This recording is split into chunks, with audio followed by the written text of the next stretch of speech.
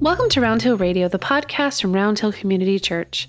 Through our conversations, we discover the holy and the ordinary, find moments of grace and peace, and redefine what we're talking about when we talk about faith. Welcome to Round Hill Radio. I'm Leslie. I'm Ed. And welcome. This is season 5 of Round Hill Radio.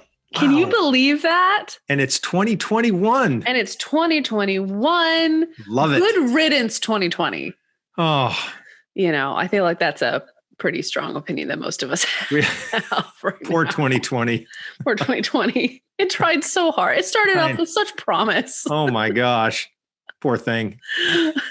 So we wanted to start our podcast this year with a conversation about sort of that new year goal setting. You know, there's a lot of, I see the new year, new me kind of things on social media. I've also seen the new year, same me, which I can appreciate. It's like, yeah, own it. And it's, you know, I feel like when the pandemic started, we all thought it was going to be a couple months and we were all going to come out stronger, smarter, you know, with epic sourdough skills. And as it sort of has worn on, we've all sort of settled into different routines and doing things. So it's an interesting idea, I think, to set goals or not, or set intentions or not for a new year in this entirely new world. Yes. So I wanted to hear your thoughts on that today. Well, thank you for that wind up. We're launched. We're launched. I have been thinking a lot about goals and intentions. And actually, one of the things that inspired me to think about these things has been learning about people who've, you know, unfortunately have had COVID-19 during the past year, and many of whom are still involved in these long recuperative processes. And for some people, the healing is taking a very, very long time. So we're learning a lot from them about their persistence and their tenacity, but also they've had to be very faithful to their health regimens during this time and the food that they eat and then the exercise. And of course, we hope for full recovery for all of those persons who are struggling in that way. But I think it's challenging everybody to wonder about 2021. You know, what kind of a year can it be? And what's the best way to come at it? Because we're not done yet. You know, we've got a ways to go. Certainly there's the hope on the horizon, you know, as the vaccine becomes more widely distributed, that's going to increase confidence and hope in the future. So there are things that we can certainly be grateful for. But I had mentioned to you, Leslie, that there's a little part of me that wants to razz on the goals and intentions thing. And it's partly because I came across this wonderful comment by Wendell Berry. He's a poet and a farmer, and he's in his mid-80s. So he has been doing those two crafts for about 65 years, I think. Wow. And as a young man, he and his wife lived in the East Coast, and someone said, you know what? Why don't you go back to Kentucky? And it was considered like the worst thing he could have done. You know, he said all his friends at the time said, why are you leaving New York City, right? The center of everything. But they did wind up going back, and they've carved out a life for themselves. And he was asked a question about goals. And so he responded to it by saying, you know, the challenge with goals, I don't want to say the problem with goals, but maybe the challenge about goals is that, of course, they're out there, they're in front of us, and it becomes another kind of thing we have to chase after. He said, if you are living really, really well in the present, the future will take care of itself. So I've been thinking a lot about that. I think there is still a sense of goal implicit in what he's saying, because you have a vision of what it could be like to be healthy and what you want the world to look like. And then he just asked the question, so what's your best possible self now? There's an exercise called your best possible future self. And he was saying, what about your best possible present self? And if every kind of decision you're making during the day is made with intention and integrity and sensitivity to the environment and so on and so forth, he said, Future will just take care of itself. So I'm going to stop there. I love that. Isn't that kind of a nice twist in a sense on this whole thing? Absolutely. And I find there's something really empowering about that, because you think about goals and you're thinking future, future, future, future. Yep. And it's so easy to get distracted from the day you're in and the moment that you're in, which is the only thing you have control over. And agree. Controlling and loving and being intentional about your day will affect your weeks and months to come. Yes. And I love that. And I think that's so in line with how I've been thinking about it. And you use the word intention. And that's been a huge word for me the past week or so, really thinking about setting myself up for success and how do I want to approach a new year and some goals I have, but thinking about really living from a place of intention. And I think that word can have so many facets. It can be about being present in the moment of whatever you're doing. It can be about being mindful with how you're spending your time, with how you're spending your money. And it kind of aligns everything that you're doing to your values and what the life you want to live. And I love this element. And I feel like I was missing maybe a kernel of something. And I feel what you just said really fill that in for me about it's you today is all you really have. Yeah. And, I love that. I think the thing that really helped me about this perspective. So here's the thing about goals, future goals, that I've always found slightly problematic is that they can start to create quite a long to-do list, right? So we have this future goal and then we think, okay, so I'll back away from that. What are the 5 or 6 things I need to do in order to get to that future goal? By the time I'm done with that list, I'm like, oh my gosh, this looks pretty rugged, Is this the best way to do this? So if you flip it around a little bit, and if we were to actually just follow ourselves, like if we could split off from ourselves and follow ourselves around during the day, and just kind of with a notepad, and sort of ask questions like, oh, Ed, why did you eat that at that?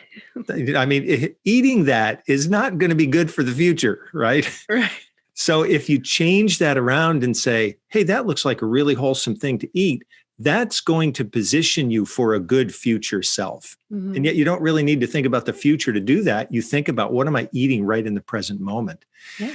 And then if you just sort of expand that to think, what am I reading? What am I doing? What's my exercise today? All of those kinds of things. That really, I think it becomes a less burdensome way of getting to the same place. And it's almost as if people would be able to figure out our future goals just by watching us, how we live, by watching how we live each day. I'll just throw one other thing onto this. Having said all this, I am quite fond of this book called Tiny Habits. And it's the author's name is B.J. Fogg, Fogg, teaches at Stanford. And he says, he's kind of along the same lines, but his thing is, what's the tiniest action you can do today that might grow organically over time into something else?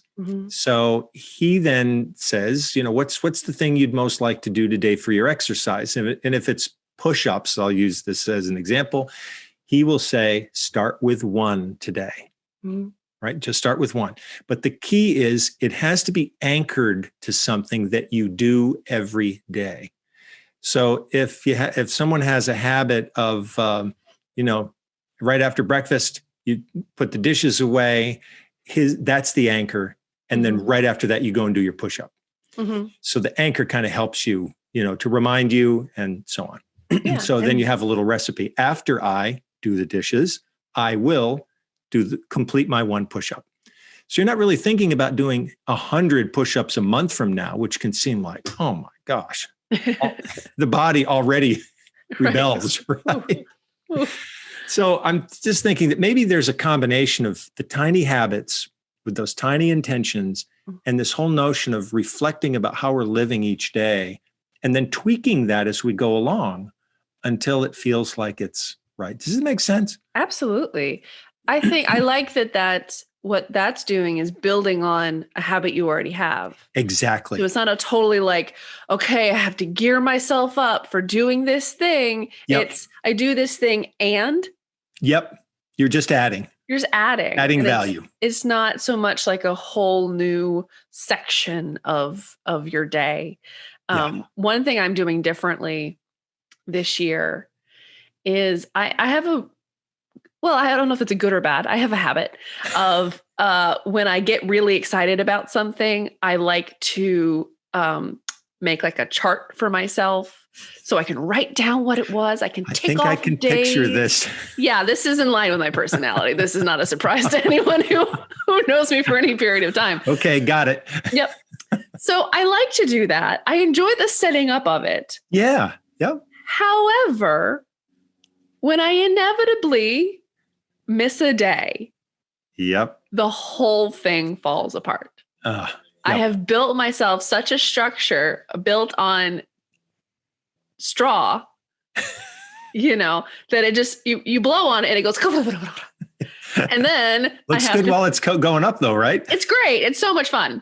It's like building a sandcastle, basically. Then one wave and we're all done. And although fun, I'm not doing that this time. I'm just taking it a day at a time. I do have a goal for January of I'm going to try to do an exercise, something for my physical health, which is also, let's be honest, also very much for my mental health, every day in January. I might go beyond that. I'm not worrying about it right now. That's great. Because exactly what you were saying is I can't do more than today. Yep. But I can do today. I have already done today. Just a quick humble brag.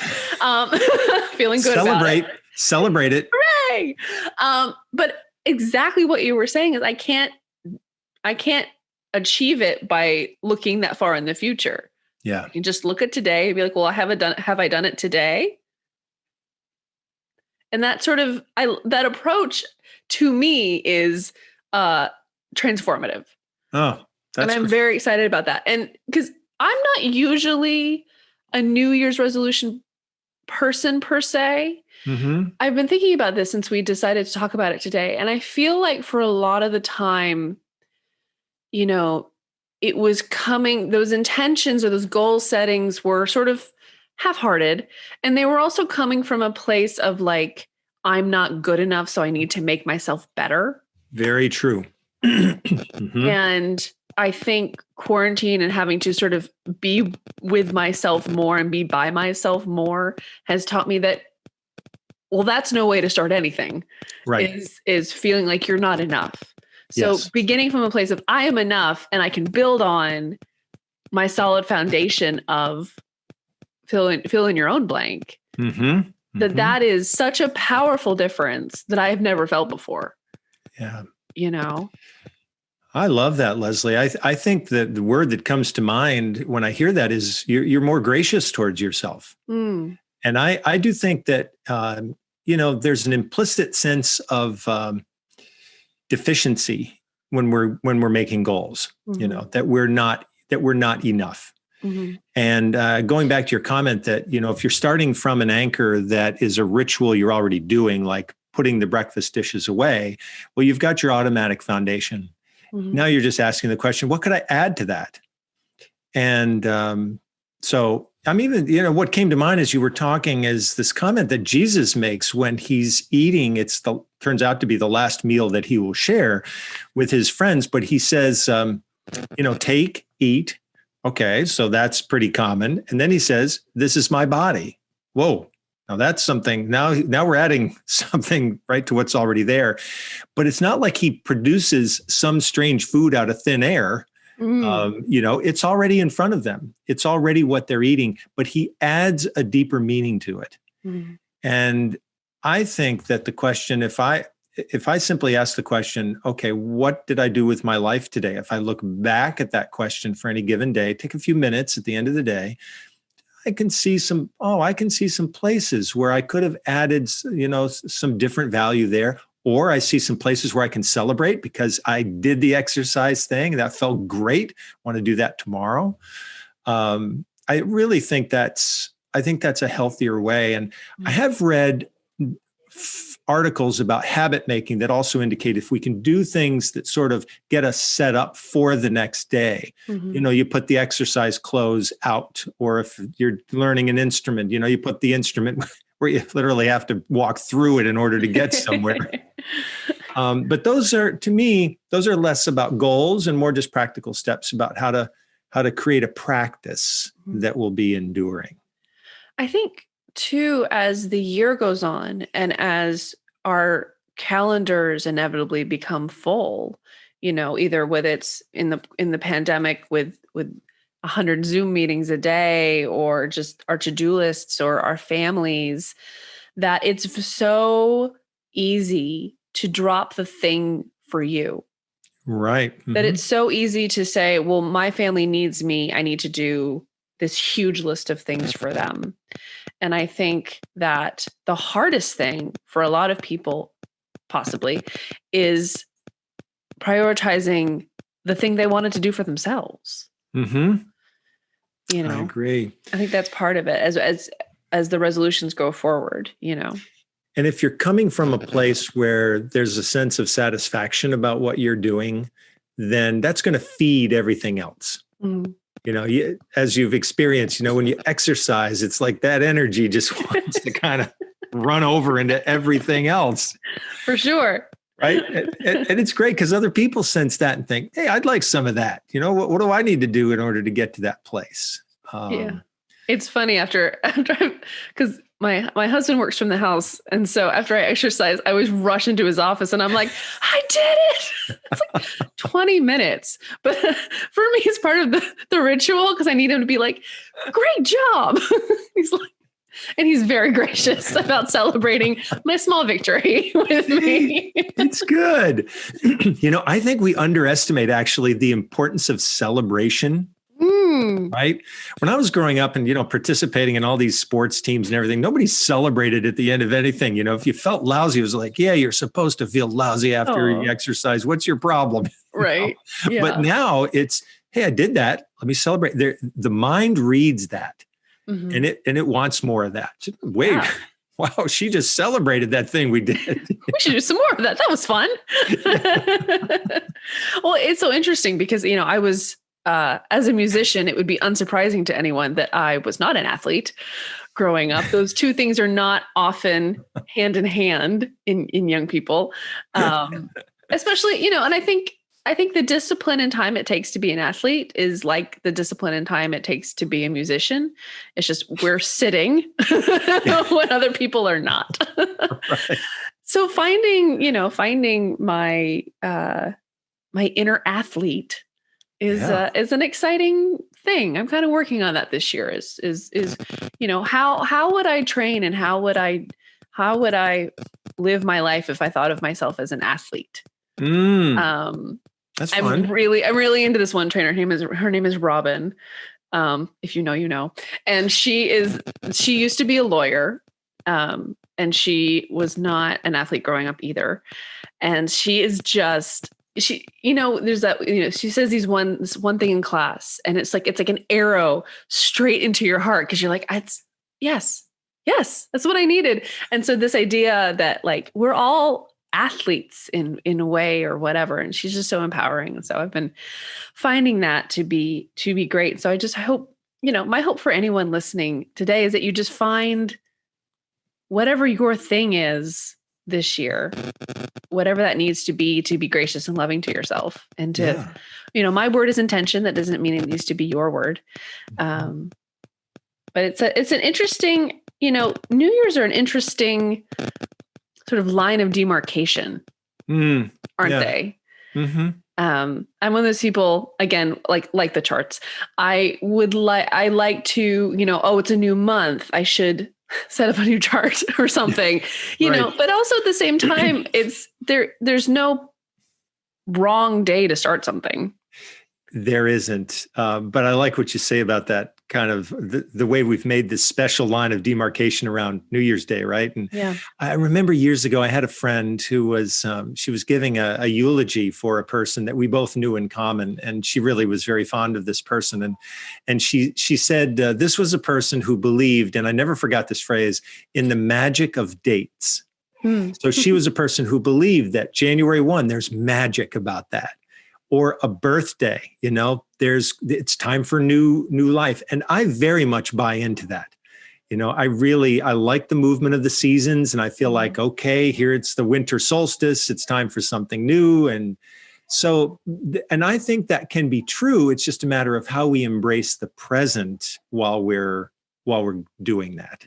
Yeah. And not pushing ourselves out into the future when maybe the thing we're really looking to improve or get better at or just enjoy more is right in front of us all the time. I think that's so great. And I like the idea too, especially in quarantine, especially when we don't know what the future holds and what adaptation we're going to be asked to do as a society again. Right. That we just work on today. We just try our best today. And I think that's been a really big lesson of quarantine. I think that to incorporate that into whatever intentions or goals or hopes you have for the new year, I think that's brilliant. I do too. And isn't it something we've been saying all along, right? You only have today, except Right. The problem is we live like we're in 3 years from now. Right. And I heard people during the quarantine say, I used to do strategic planning for people like 5 years. How about 5 hours from now? That might just have to be good enough. Okay, let it be good enough and see what comes of that. And again, these tiny actions can grow over time. That's the exciting thing. Start an experiment and start small and then see where it goes. I love that. Well, thank you, Ed, for talking with me about this today. We look forward to seeing you all back next week. Please let us know what your goals, intentions, hopes are for the new year in the comments, and we'll see you next week. Thank you, Leslie, and blessings to everyone. Thanks for listening. Round Hill Radio is brought to you by the friends and members of Round Hill Community Church. For more information, please visit roundhillcommunitychurch.org.